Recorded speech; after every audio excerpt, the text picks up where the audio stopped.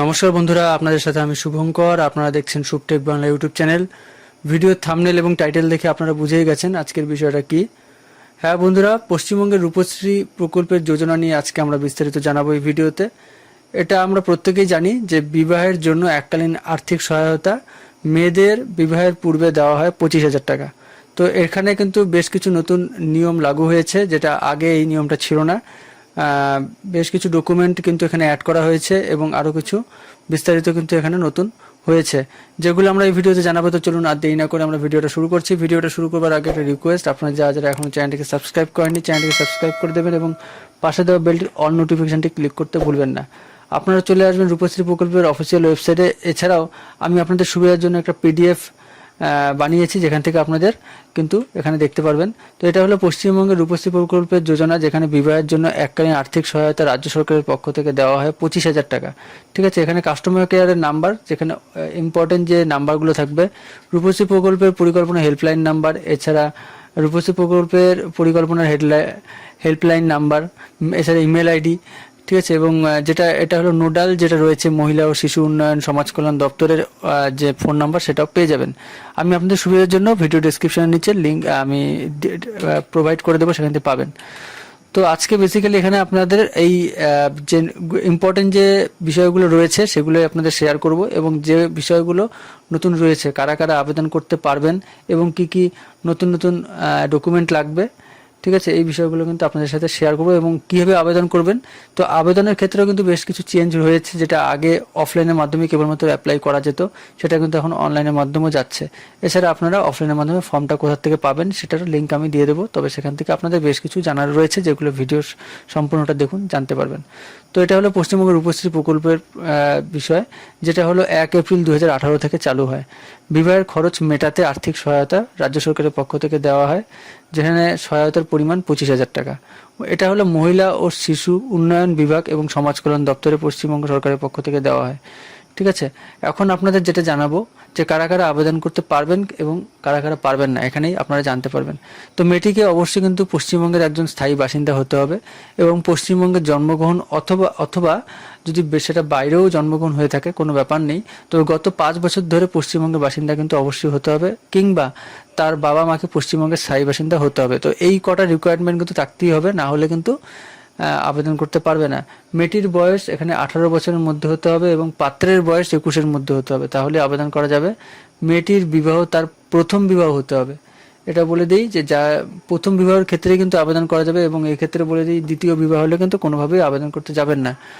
তো পারিবারিক আয় 1.5 লক্ষ টাকার মধ্যেই অ্যানুয়ালি হতে হবে। তাহলে এই কটা রিকোয়ারমেন্ট রয়েছে, যেগুলোর মধ্যে যোগ্যতা থাকলেই কিন্তু আবেদন করা যাবে। এখন প্রয়োজনীয় যেগুলো নথিপত্র লাগবে সেগুলো আপনাদের বলে দিই।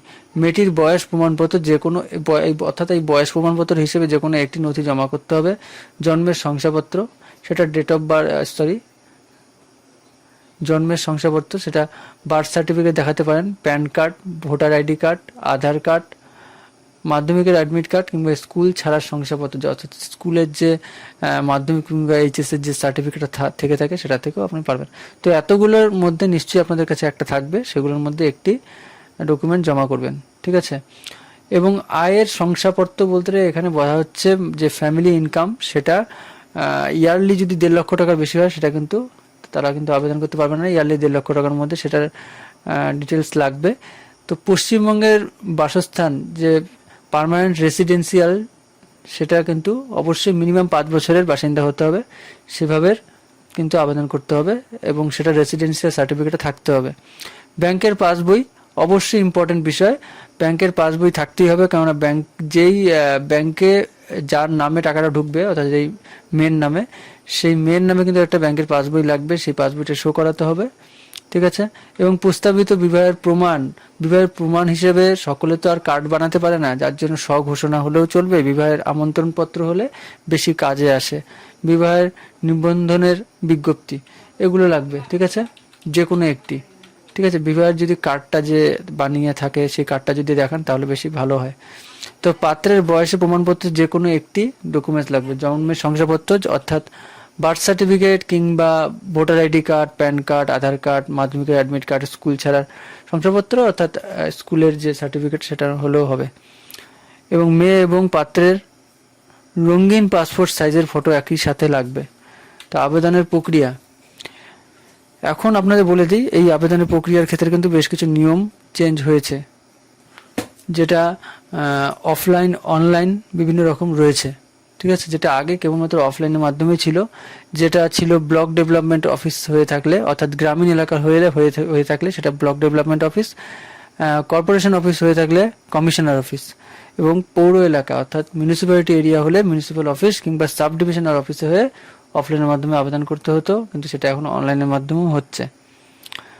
তো আবেদন পত্র পাওয়ার পর নিম্নলিখিত বিবরণ আবেদনকারীর দ্বারা পূরণ করা হবে, যেখানে আবেদনকারীর নাম, জন্মের শংসাপত্র, বিবাহের প্রস্তাবিত খরচ, মায়ের নাম, বাবার নাম, বর্তমান এবং স্থায়ী ঠিকানা, মোবাইল নম্বর, ব্যাংক অ্যাকাউন্টের বিবরণ, শিক্ষাস্তর, জাত, ধর্ম, পাত্রের বিবরণ, অবিবাহিত ঘোষণা, প্রস্তাবিত বিবাহ, প্রথম বিবাহ হতে হবে, পারিবারিক আয় 1.5 লক্ষ টাকার বেশি নয়, এবং আবেদনকারীর বয়স 18-র বেশি হলে করতে হবে।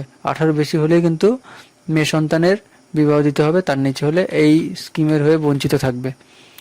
আবেদনপত্রের সাথে নিম্নলিখিত নথিগুলো বাধ্যতামূলকভাবে সংযুক্ত থাকতে হবে: মেয়েটির বয়সের প্রমাণপত্র, আয়ের শংসাপত্র, পশ্চিমবঙ্গের বাসস্থান অর্থাৎ রেসিডেন্সিয়াল সার্টিফিকেটের কথা বলা হচ্ছে, ব্যাংকের পাসবই যেটা সেই মেয়ের নামেই থাকতে হবে, প্রস্তাবিত বিবাহের প্রমাণপত্র যেটা বিয়ের কার্ডের কথা বলা হচ্ছে, পাত্রের বয়সের প্রমাণপত্র, বার্থ সার্টিফিকেট কিংবা আধার কার্ড, ভোটার কার্ড, এগুলোর মধ্যে যে কোনো একটি, মেয়েটির এবং পাত্রের রঙিন পাসপোর্ট সাইজের ফটো লাগবে একই সাথে, কিংবা আলাদা আলাদা লাগতে পারে, সেটা আপনারা অফিসে গিয়ে খবর নেবেন।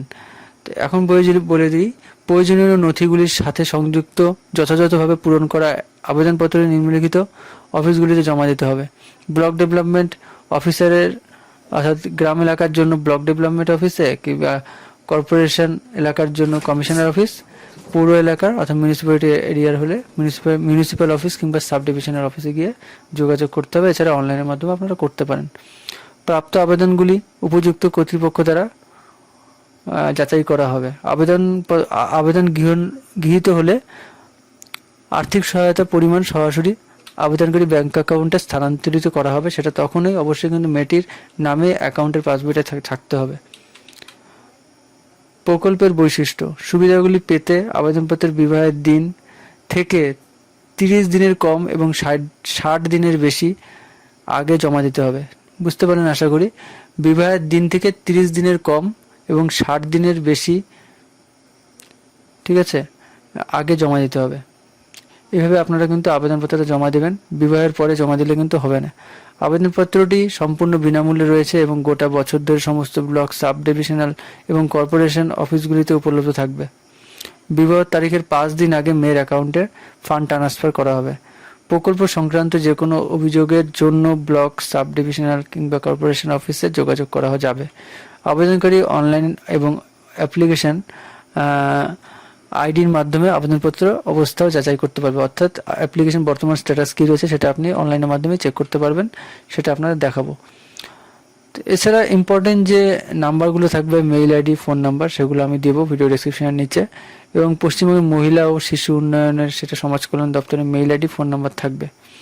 তো বন্ধুরা, আজকের ভিডিওটা এটুকুই। এই বিষয়ে কোনো রকম প্রশ্ন থাকলে আপনারা কমেন্টে জানান। সমস্ত ভিডিওটা দেখার জন্য অসংখ্য ধন্যবাদ।